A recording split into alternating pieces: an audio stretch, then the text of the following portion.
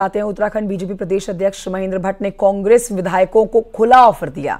महेंद्र भट्ट ने कहा है कि कांग्रेस विधायक बीजेपी में शामिल हो, बीजेपी उन्हें चुनाव लड़ाकर विधानसभा भेजने का काम करेगी।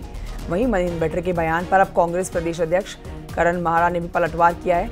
करण माहरा ने कहा है कि बीजेपी सिर्फ दबाव की राजनीति कर रही है, बीजेपी के पास देने के लिए कुछ नहीं है। तो देखिए, बड़ी खबर आई है प्रदेश से, जिसमें बीजेपी का खुला ऑफर है कांग्रेस को। कांग्रेस के एमएलए आए और चुनाव लड़े और बीजेपी की होगी जिम्मेदारी आगे। खुला ऑफर बीजेपी की तरफ से, आप कहिए, सुनिए क्या कुछ कहा गया महेंद्र भट्ट की तरफ से। तो मैंने उत्तराखंड के कांग्रेस के विधायकों से मैंने आग्रह भी किया है। मैंने आपके चैनल के माध्यम से इस बात को उन तक पहुंचाना भी चाहता हूं कि देश के विकास के लिए मोदी आवश्यक है, प्रदेश के विकास के लिए पुष्कर आवश्यक है। अगर कोई विधायक अपनी विधायकी छोड़कर और भाजपा में सदस्यता लेना चाहता है तो मैं उनको विश्वास दिलाता हूँ, हम कमल के निशान को जिताकर विधानसभा पहुँचाएंगे और मोदी जी की मजबूती के लिए, देश के विकास के लिए वो भी सामने। ऐसा लगता नहीं कि बीजेपी के पास देने के लिए कुछ नहीं है। दबाव की राजनीति कर रहे हैं, कभी कुछ कर रहे हैं, किसी के खिलाफ केस दर्ज कर रहे हैं, किसी के खिलाफ कुछ कर रहे हैं। और अगर कोई जाएगा भी तो शायद छोटे छुटभैये नेताओं को तो नेता लोग भेज सकते हैं, लेकिन जो जाएगा वो किसी फाइल के दबाव में जा सकता है, जाएगा। मुझे लगता नहीं कि स्वेच्छा से बिना डर के कोई आदमी बीजेपी में जाना चाहेगा। वहीं आपको बताएं कि महेंद्र भट्ट ने कांग्रेस विधायकों को बीजेपी में शामिल होने के ऑफर पर अब कांग्रेस नेता प्रीतम सिंह का भी अब स्टेटमेंट आया है सामने। प्रीतम सिंह ने कहा है कि बीजेपी जो कहती है वो करती नहीं और जो करती है वो बताती नहीं सकती है। इनकी कथनी और करनी में जमीन आसमान का फर्क होता है। ये जो कहते हैं उसे कभी करते नहीं है और जो करते हैं उसे कभी कहते नहीं है। अगर इतनी मोदी जी की छत्र छाया इस देश पर है और इतना ही मोदी जी ने इस देश के लिए किया है, तो चुनाव के वक्त भाई विकास के कार्यों पर चुनाव क्यों नहीं लड़ते? फिर क्यों सांप्रदायिकता का कार्ड खेलने का काम आप करते हैं? बताए ना महेंद्र भट्ट जी। तो उनको है क्या नाम है, नए नए प्रदेश अध्यक्ष बने हैं, नए नए राज्यसभा है, तो कुछ तो। और आइए सीधे रुख करते हैं देहरादून, जहां से दीपांकर भट्ट हमारे सहयोगी और जानकारी इस खबर पर देंगे। दीपांकर, देखिए अब चुनाव सर पर है, लोकसभा चुनाव से पहले इस तरह की बयानबाजी होगी। बीजेपी कांग्रेस को खुला ऑफर दे रही है, उनके एमएलए को कि बीजेपी ज्वाइन करिए, लेकिन ऐसे में ये जो बयान अब दिया जो जा रहा है इसके भी मायने कई लिए जाएंगे, खासकर प्रीतम सिंह के बयान के कि भाई बीजेपी की कथनी करने में बहुत फर्क है, कहती कुछ है करती कुछ है। आखिरकार ये किस तरह की राजनीति अभी प्रदेश में गरमाई हुई है? बिल्कुल कंचन, क्योंकि लोकसभा चुनाव नजदीक है, आचार संहिता लगने में लगभग माना जा रहा है कि 15 दिन के भीतर आचार संहिता भी लग जाएगी पूरे देश में लोकसभा चुनाव को लेकर। खासतौर पे यह भी कि राष्ट्रीय महामंत्री संगठन जो बीएल संतोष है वो भी उत्तराखंड के दौरे पर आए थे और जेपी नड्डा 28 फरवरी को उत्तराखंड के दौरे पर आने वाले। इस बीच खबरें यह है कि बीजेपी में अगले हफ्ते जो 26 तारीख से शुरू होगा उसमें कुछ ज्वाइनिंग्स हो सकती है। वो कांग्रेस के नेता है, अब वो विधायक होंगे, पूर्व विधायक होंगे या पूर्व जो सांसद पद के उम्मीदवार रहे हैं वो लोग होंगे, पर यह बात बीजेपी के अंदर से साफ है कि कुछ ना कुछ नई ज्वाइनिंग्स बीजेपी में होंगी जब जेपी नड्डा उत्तराखंड के दौरे पर होंगे उसके आसपास।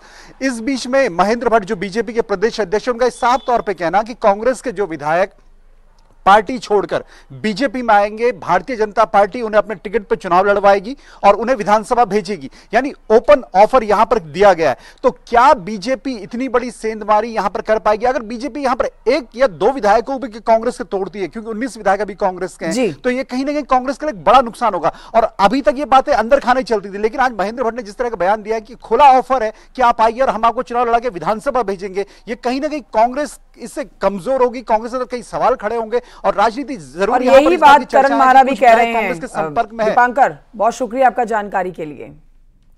उत्तराखंड कांग्रेस नेता लक्ष्मी राणा को ईडी ने पूछताछ के लिए समन भेजा है। वन विभाग घोटाले में ईडी लक्ष्मी राणा से पूछताछ करेगी। हरक सिंह रावत की करीबी हैं लक्ष्मी राणा, ये बड़ी जानकारी आपको दे रहे हैं। हरक सिंह रावत को भी भेजा गया है समन और उनकी बहू को भी भेजा गया है समन, लेकिन अब एक और नाम समन जिनको भेजा गया है वो आप देख रहे हैं, उनका चेहरा ये है। ईडी से पूछताछ के लिए अब आगे बढ़ना होगा इनको, क्योंकि वन विभाग घोटाले में ईडी लक्ष्मी राणा से पूछताछ करने जा रही है। हरक सिंह रावत की करीबी हैं लक्ष्मी राणा।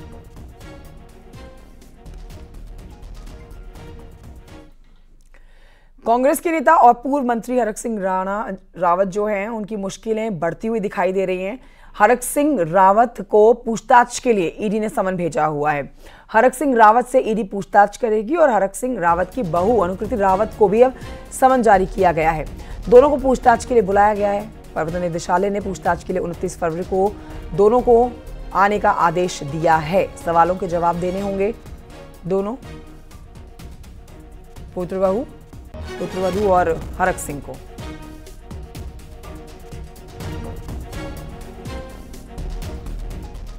कांग्रेस नेता हरक सिंह रावत और उनके करीबियों को ईडी पूछताछ के लिए बुला रही है और अब इस मामले में सियासत शुरू हो गई है। कांग्रेस प्रदेश अध्यक्ष करण महारा इसे ईडी की कार्रवाई को राजनीति से प्रेरित कार्रवाई बता रहे हैं। करण महारा ने कहा है कि चुनाव को देखते हुए ये कार्रवाई की जा रही है। बीजेपी प्रदेश अध्यक्ष महेंद्र भट्ट का कहना है कि ईडी अपना काम कर रही है, इसमें राजनीति नहीं करनी चाहिए। आपको बता दें कि हरक सिंह रावत और उनकी बहू अनुकृति रावत को समन जारी किया गया है और दोनों को पूछताछ के लिए बुलाया गया है।